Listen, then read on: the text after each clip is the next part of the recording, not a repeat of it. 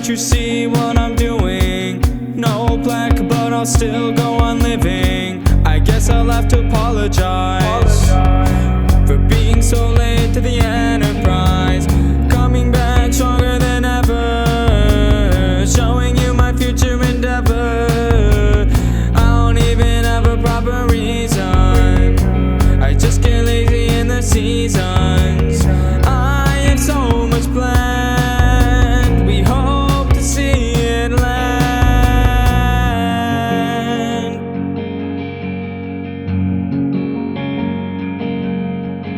This is where I've grown up, this is where I will stay.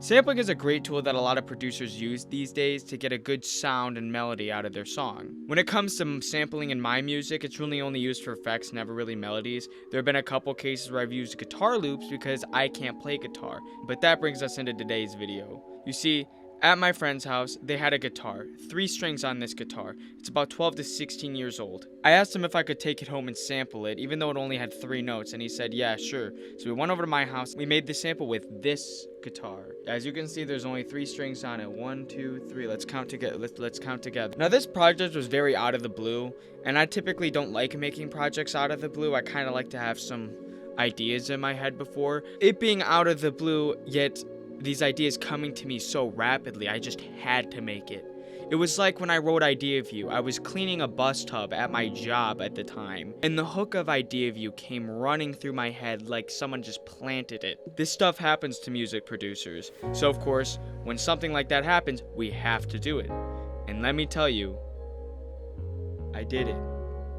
You see, I've been producing music for about 2.5 years now, and in the fall, I'm going to a music school for mixing and mastering. See, a great way to start off a profession. So I figured this project right here would be able to help me, and I'd be able to practice a little bit more.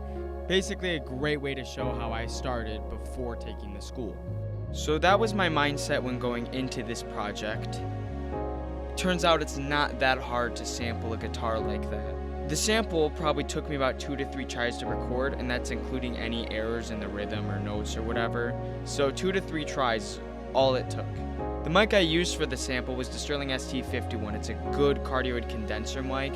I use it a lot for my home demo vocals, but I've never used it for a guitar or just any other instrument. The only time I've recorded a live instrument was for my saxophone, but I used my Shure SM58. But upon some research and some lucky guesses, I was able to record the guitar.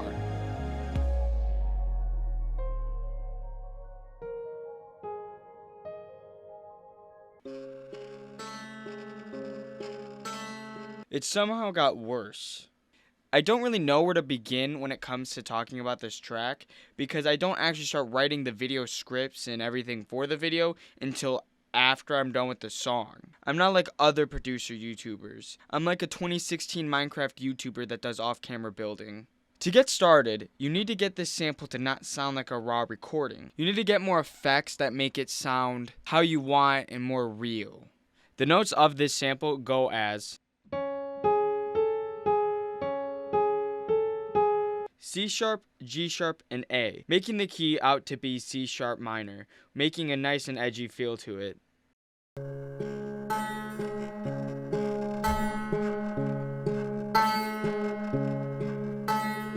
To add to the edgy feeling, I added an ambient reverb that created this hollow but wide sound. Now we come across a different problem. The sample is just way too quiet. There's a lot of solutions for a problem like this. Like, I don't know, turn it up. That should help. But then that, doesn't solve everything. Like, oh, I turned it up all the way, it still doesn't sound good.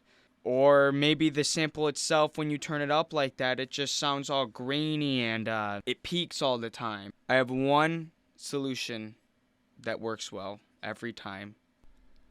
Compressors.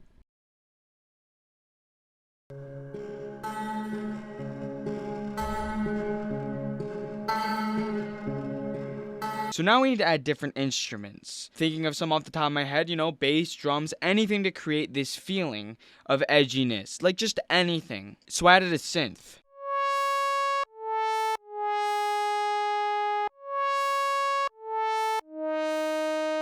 That does not fit, but again, off-camera producing.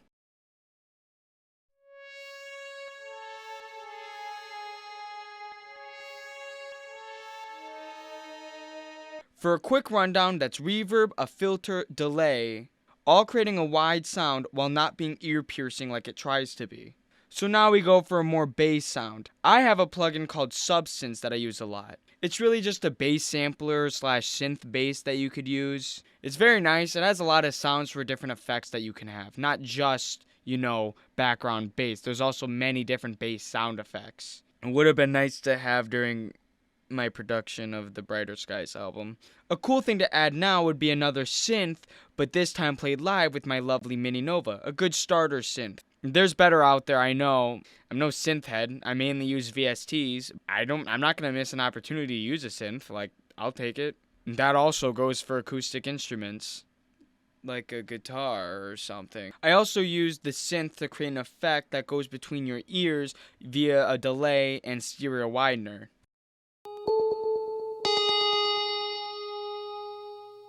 Now with the drums in this song, it's a little different, because it's not a typical Bren X song. I usually use acoustic drums, Lots of ghosts in my head following me. or hip-hop drums, I don't really care what they really gotta say.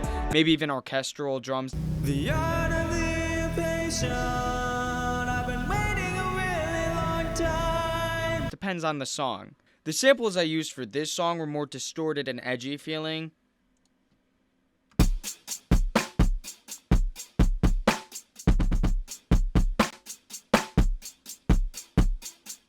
I couldn't really give you a reason as to why I picked those ones, but they worked, so.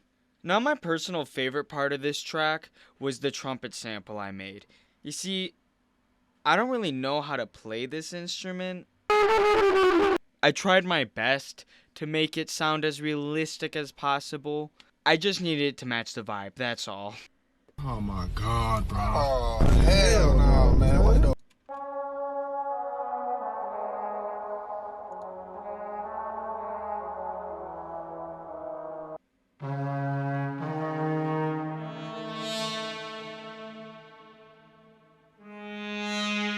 So a few days have passed since the last part that you guys just saw. That's my bad. I gotta stop working so much. I also have to stop procrastinating so much. Now for the final part of this song, I wanted to add a little drop into a part with a moving bass. So I did that. To start it, I added a drop effect that was provided so graciously from Cymatics, that I bought from Cymatics. So when the effect played, the delay itself was the sound instead of the original. I really don't know how else to explain it. When you see this effect on the timeline, it is not actually gonna be where it plays. So that's why you see the effect itself not on the measure. It's so weird. I really don't know how else to explain it. Now the last part of this project is the moving bass. You'll never believe what plugin I used for a bass. I'll give you a hint. It was Substance.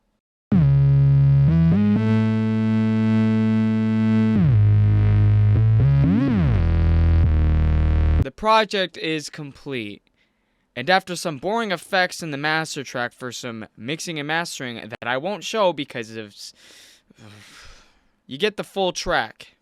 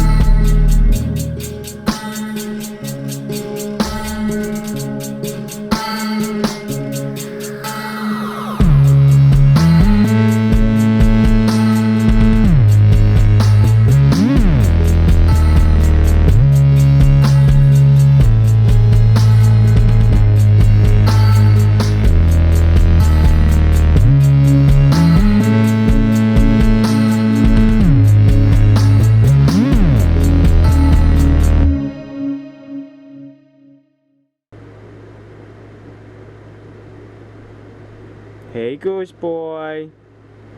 How you doing, boy? You being a good boy?